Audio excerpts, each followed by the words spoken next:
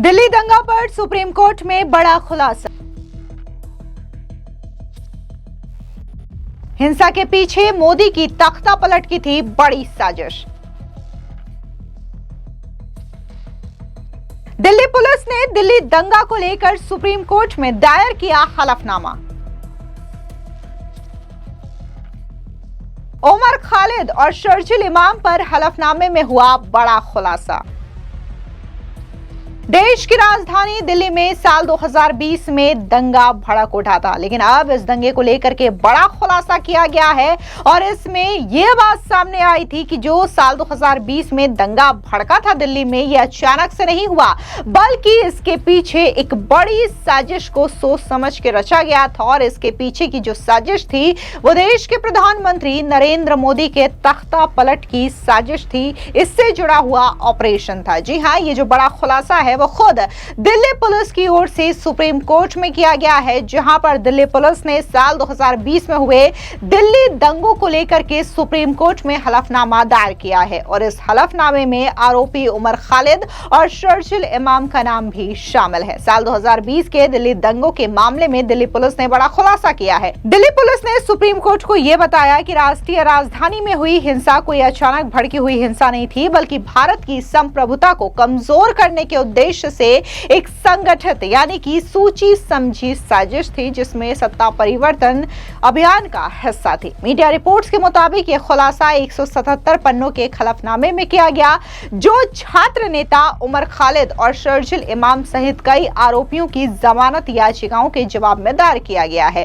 Police ने यह तर्क दिया है कि जांचकर्ताओं ने प्रत्यक्षदर्शी और तकनीकी साक्ष्यों को जोड़कर यह साबित किया है कि दंगे सांप्रदायिक आधार पर रची गई एक गहरी साजिश का नतीजा थे। हलफनामे में यह कहा गया कि यह योजना नागरिकता संशोधन अधिनियम यानी कि सीए के खिलाफ जन असंतोष को हथियार बनाने और भारत की संप्रभुता और अखंडता पर प्रहार करने के लिए बनाई गई थी। पुलिस ने यह भी दावा किया है कि संगठित और सुनियोजित हिंसा ने एक राष्ट्रव्यापी पैटर्न अपनाया और उत्तर प्रदेश, असम, पश्चिम बंगाल, केरला और कर्नाटका जैसे राज्यों में भी इसी तरीके की हिंसा भड़की। हलफनामे में कहा गया कि यह कोई अकेली घटना नहीं थी, बल्कि सुनियोजित हिंसा के जरिए सरकार को अस्थिर करने का एक सुनियोजित प्रयास था। आरोपियों को कड़ी फटकार लगाते हुए दिल्ली पुलिस ने उन पर न्यायिक प्रक्रिया का दुरुपयोग करने और कार्रवाई में देरी करने के लिए संभावित रणनीति अपनाने का भी आरोप लगाया। हलफनामे में कहा गया कि इस तरीके का आचरण प्रक्रिया का बेशर्मी से दुरुपयोग है। साथ ही कहा गया कि इन देरी से न्याय से प्रक्रिया में बाधा डाली जा रही है। आपको बता दें कि दिल्ली पुलिस का प्रतिनिधित्व सॉलिसिटर जनरल तुषार मेहता और अधिवक्ता रजत नायर ध्रुव पांडे कर रहे हैं। ये दंगे फरवरी 2020 में तत्कालीन प्रस्तावित नागरिकता संशोधन अधिनियम यानी कि सीए को लेकर के हुई झड़पों के बाद हुए थे। दिल्ली पुलिस के मुताबिक इन दंगों में 53 लोगों की मौत हुई और सैकड़ों लोग घायल हुए थे। फिलहाल ये मामला जो है अभी सुप्रीम कोर्ट में चल रहा है। दिल्ली दंगा से तात्पर्य मुख्य रूप से साल 2020 में फरवरी के अंत में उत्तर पूर्व दिल्ली में हुए सांप्रदायिक दंगों से जुड़ा हुआ है, जो भारत की राजधानी में दशकों बाद सबसे घातक सांप्रदायिक हिंसा थी।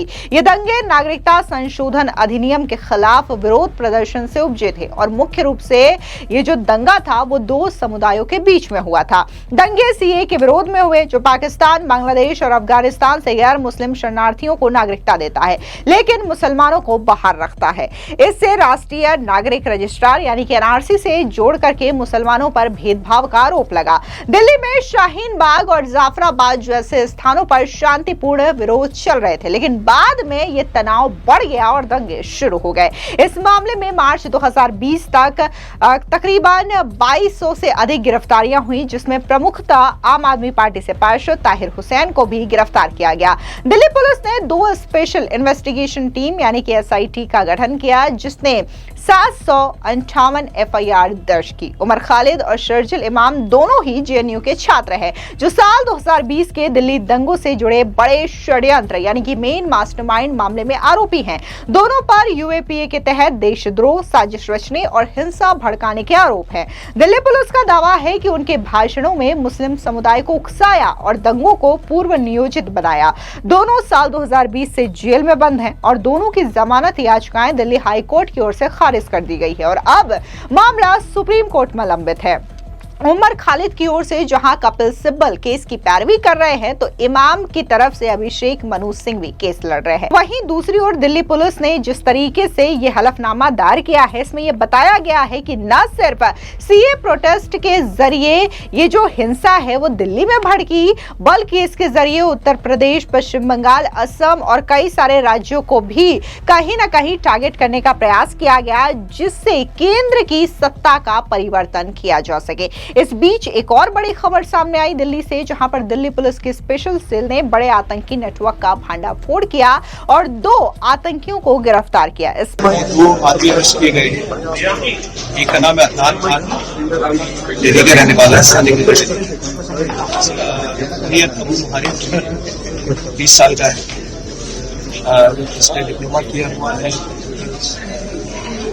इसके साथ आदमी है बीबी रहमान खान, भोपाल का रहने वाला 21 साल का है।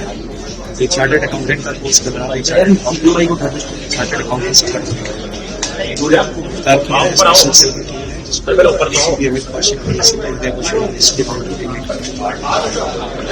अरेस्टिंग 16 और 18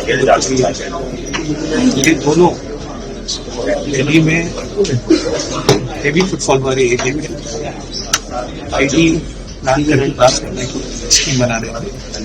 इसमें जो अदनान खान भोपाल का भी गिरफ्तार हो चुका है एटीएस द्वारा जून 2024 में, और इनका जो प्लान था इमीडिएट प्लान था टेरर एक्टिविटीज दिवाली के आसपास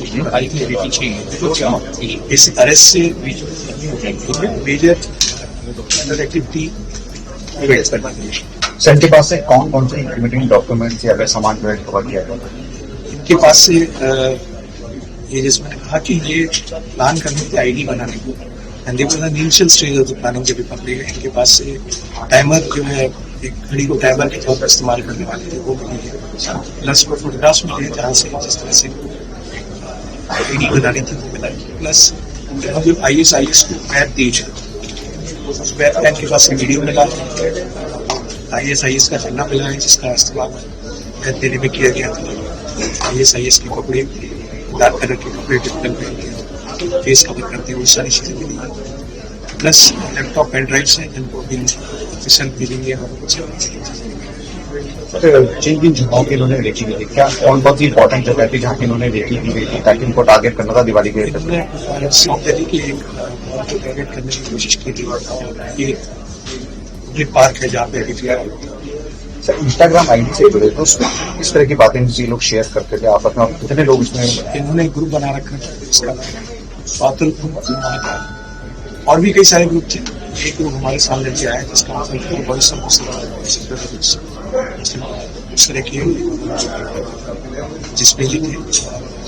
इसमें जो ये है इन दो रिपोर्टेडली एक सीरियन हैंडलर जो कि काफी सीरियन बॉर्डर के कहीं बैठा है, उसको अपना इमीडिएट अमीर मानते हैं, जिसके लिए ये कहते हैं दोनों काम करें। सर, एक आरोपी पहले भी गिरफ्तार हो चुका था, वो किस पर क्या एलिगेशन थे? और जो पहले आरोपी गिरफ्तार हो चुका है उसने यूपी के एक माननीय एडीए साहब थे जिन्होंने ज्ञानवापी की मस्जिद के सर्वे में। फिलहाल इस पूरी खबर पर आपकी क्या राय है, कमेंट सेक्शन में जरूर बताएं। धन्यवाद।